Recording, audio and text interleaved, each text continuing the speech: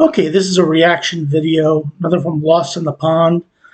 Please click like, share, and subscribe for Lawrence, and please click like, share, and subscribe for me, and thanks for those who have already done that.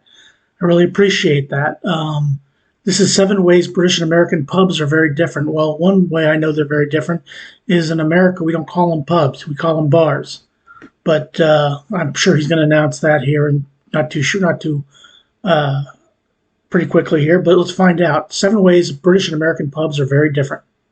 In the US, this varies by state, but there's not a single one in the Union that mandates that pubs close as early as that.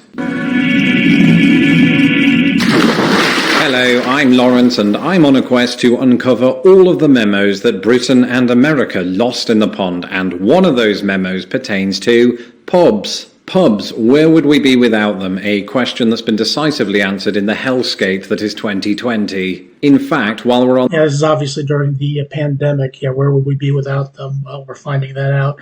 We found that out during the pandemic, didn't we? On the subject of the pandemic, do keep in mind, Uncle Toby, that a lot of what you're about to hear in this video might temporarily not be true. That doesn't mean that it's not ordinarily true. It just means that pubs have had to make a lot of changes on either side of The shipwright's arms. The pond. And the key word there is either. I think before I moved to the United States, I was under the assumption that America didn't have pubs, but specialized instead in bars. But America does have pubs. Sometimes they'll be the kind of pubs that are looking to mimic those in Britain or... Yeah, there's one out in Los Angeles that I've been to called the Cock and Bull. I don't know if they're still around. Haven't been there in a long time. I went there and saw England play Argentina in a football match, because there was no way I would be able to see that in Ohio, where I was from. But yeah, there are a few pubs, but we generally don't call them pubs. If I say I'm going down to a pub, they'll look at me like I'm crazy. Ireland. And those ones are easy to spot because they'll say something like Johnny's Irish Pub, or the Elephant and Castle in allusion to Britain's many castles and elephants. But then America does have pubs in its own right, usually called something along the lines of Merv's Tavern. And since I'm now familiar with how pubs operate in both countries, I thought this would be a great opportunity to talk about 7 ways that British and American pubs are very different. So go and order yourself a pint of Foster's or Miller Lite as we order in the first round. The story... Yeah, the drinking age in the United States is 21. Now, when my brother was growing up, it was 19 for beer, but 21 for liquor. So he could have gone to a bar or a pub and gotten a beer, but he just wouldn't have been able to get any liquor. But that changed. But the drinking age is 21 in the United States. I don't know what it is in Great Britain. The story of my drinking life goes a little bit like this. At the ages of 16 and 17, I could waltz up to the bar of any British pub and order myself an absinthe. And that's not because 16 is the legal drinking age in Britain. It's because A, door security is usually pretty lax, as in there is no door security. And B, I've always looked 4 years older than I am. No, the legal drinking age in Britain is 18, so imagine my surprise on my...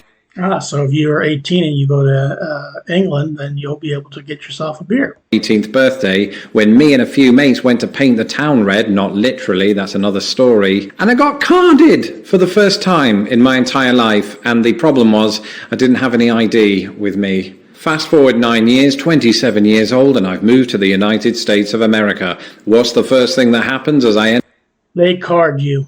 Enter a pub? I get carded. But then depending on the state, it is not unusual for people that are much older, sometimes 70 years older, to be carded at an American pub.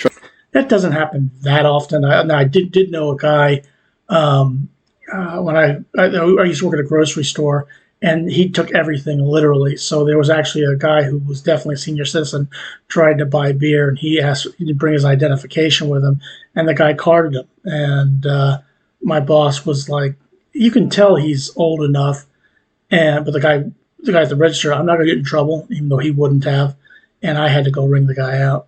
Trust me, saw this with my own eyes. It happened to Dick Van Dyke. Of course, by then, I'd learned my lesson, and I did indeed have some ID. Ironically, I get carded a lot less these days, one of the perks of being a YouTube sensation. Yep. Like, if he's a YouTube sensation, I'd like to become a YouTube sensation. So please click the like and subscribe. And 38 years old.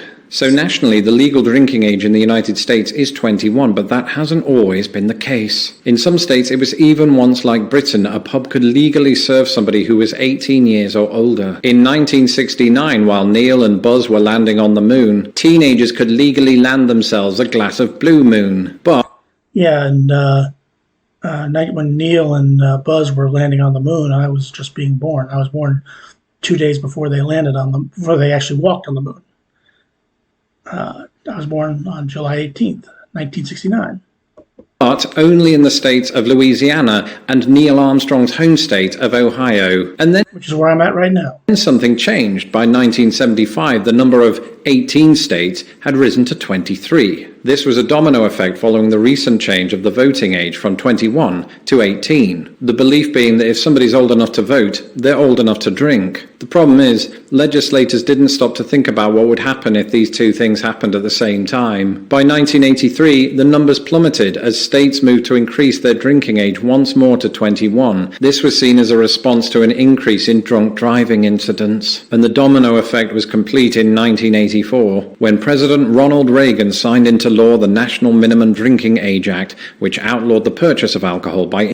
And I mentioned my brother was able to still drink beer at the age of 19 years old in Ohio. And the reason he was able to do that was because he was actually grandfathered in. It didn't take effect until, at least in Ohio, till 86, 87, around there. And he was just on that other side before it actually took place in Ohio. So he was actually grandfathered in, able to drink beer at age 19. I was not. I had to wait till I was 21. Individuals under the age of 21. In 2020, one or two parental loopholes notwithstanding, the legal drinking age remains 21 in all US states and territories except Puerto Rico and the US Virgin Islands, where it's 18.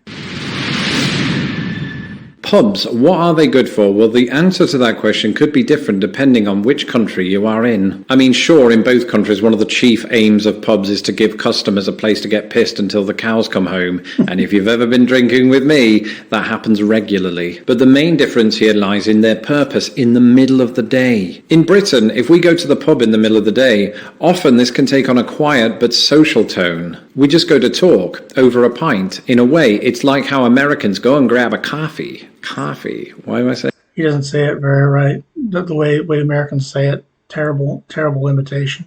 Saying it like that. One country emerges from this scenario drunk on caffeine, the other drunk on the street. Apart from that, it's the same thing. If you go into the pub in the middle of the day in America, you can usually expect that to be coupled with a sporting event. And that...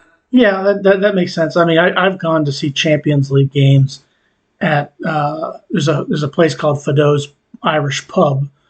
And back in the day when you couldn't see all the matches you wanted to, you would go there. And you pretty much would have a drink and maybe get a meal, and you'd watch the game. That doesn't mean you yourself get drunk and start playing polo. It means you enter a pub that's simultaneously showing about 28 different sports. In order to do that, said pub would need to have a of these. Yeah, then again, a lot of them have. If you're going to have depending on the kind of restaurant you're having, a lot of restaurants have TV screens so you can watch sporting events. People will go there just to watch the sporting events. That's right. In America, the term sports bar is almost redundant, though I'm finding firsthand the same is not true of the term sports bra. Don't ask. One word, tequila. But the reason that the term sports bar ought to be redundant is that just about every pub and bar in America is worthy of that title. In other words, it's incredibly common to walk into an establishment and be surrounded by television sets. And these television sets don't typically show repeats of Happy Days, but of the Cubs losing, or at least when I'm around. In British pubs, you will occasionally find a TV, but the emphasis is not on consuming television, but rather on consuming alcohol and the words of your friends. That sounded weird. Yeah, it sounds like in England, in the pubs in England, that it's not, you don't go there to watch sporting events. You just go there to get to drink, socialize, and get drunk off your tuchus. Earlier in the Yeah, in American, you don't see very many dartboards at pubs. Not that I mean, granted, there's very few pubs to go to. Mostly we call them bars, but there's not a whole lot of dartboards. video, I joked that we ourselves don't play sports while down at the pub, but in either country this isn't strictly true. Of course, in Britain this depends on whether or not you class darts as a sport, especially when you're at the pub because you've got a drink in your hand, which I've just realised is also true of professional darts players. Either way, darts are an incredibly popular sport in British pubs. In American pubs, even though you will occasionally encounter the odd dartboard, sometimes very odd dartboard, they're just not as big a part of the pub-going experience. And when you think about the sentence, drunk people throwing sharp objects, that probably makes sense. Yeah, it does make sense. Like I said, not a lot of people play darts in the United States. It's just not a big thing. Now, I'm sure that people have dartboards in their homes.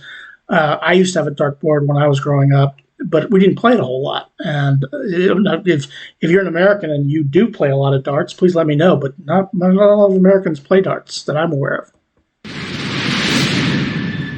I'm often reminded of those stories of American tourists who enter a British pub, sit at a table and wait on a waiter to wait for them. Here's the truth, you could be waiting a long time because unlike the United States, British pubs tend not to employ table service. Yeah, I would imagine in England you probably have to go to the bar and up to the counter and get your drink and bring it back to your table. In the United States, there's usually somebody who comes up and takes the order and brings it to you. I think I like the United States way better. And this can be a problem, particularly when the pub is heaving in the sense of crowded, not throwing up. You want to make sure you get a seat. I understand that, right? So here's what you do. If you're there in a group, one of you go up to the bar while the rest of you claim the seat. The one at the bar orders all of the drinks and then it's his or her responsibility to carry them to the table. Just don't use the term double fisting. In America, things are different. Even during the Super Bowl, which is not a national dish, you can fully expect to receive table service in most pubs throughout the land. Of course, this could be partially dictated by the tipping culture that exists in America. And fellow Brits, that's not the same thing as fly tipping. Yeah, I mean, when you go to any place in the United States, most restaurants you go to, and I've talked about this on other videos, you get table service. They bring it to you. You don't have to go get it yourself, or get a table and have other people go get it for you. At the end of the day, we go to the pub to get absolutely rat-arsed. And I did a video about a guy who was in the Czech Republic, and there's only one beer on tap. The United States has a huge selection.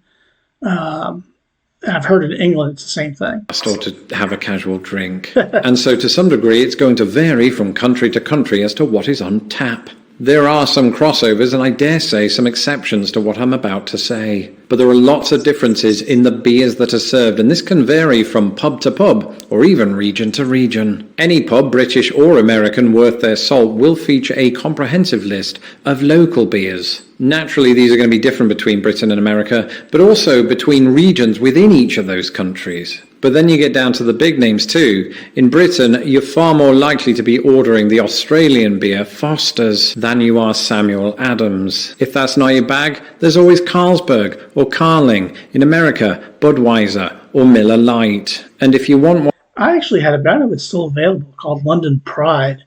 I was able to get that at a pub or a place, a bar in that's not too far from me that no longer exists. A friend of mine told me about it when he was in England, called London Pride. It was really, really good. One that unites the two countries, you could go for the Belgian beer Stella Artois, which in Britain is trashy and in the US it's classy. And then, of course, there's the pint size itself. Let me go back in time and hand you over to Lawrence from a few months ago. Great Britain might be unfairly known for its warm beer, but at least you get more bang for your buck, or should I say quid. You see, a British pint is larger than its American counterpart. To some, that might sound like something that I cooked up after, 4 pints of Stella, especially since each country defines a pint as 1/8 of a gallon. But here's the catch. Gallons are different too. In the US, a gallon is equal to 3.79 litres. In Britain, it's equal to 4.55 litres. So 1/8 of a US gallon gives you a pint of 473 millilitres. A good old British pint clocks in at 568. And this is great news for American beer fans in Britain because it means that 6 American pints are equal to 5 British ones. You'll be slaughtered before the pub quiz starts. It's fantastic. It's good to know. Go to England, and you're going to get more bang for your buck. That's more bang for your quid. Closing time. Aside from the fact that you now have a particular song stuck in your head, you're probably asking the question, what's the difference between British and American closing times? In Britain, right up until about 2005, it was mandated that pubs had to close at 11 p.m. On the one hand, you could get around this by starting your drinking session earlier, say at 7 o'clock in the morning. On the other, given the time difference, you couldn't stay around long enough to watch wrestling pay-per-views. But then in 2005, a law was passed that said that pubs could stay open 24 hours so long as they had a specific license. But by all accounts, it looks like most British pubs haven't applied for this license because they still shut at 11 p.m. That's interesting. I would have thought the English pubs would have been open later than the Americans. In the US, this varies by state, but there's not a single one in the Union that mandates that pubs close as early as that. In fact, 27 states in the Union permit their pubs to stay open until 2 a.m. And yeah, you can still be drinking at 2 a.m. It's usually at that time, after tequila, that my voice really does sound like that. Now, there are some notable exceptions to this rule. Alaska and Hawaii are to drinking times what Puerto Rico and the US Virgin Islands are to the legal drinking age. In other words, they're so far away from the mainland they can sort of get away with it. What can they get away with? Staying open until 4 and 5 a.m. Which is kind of interesting in and of itself. But in the United States, I know it was 2 a.m.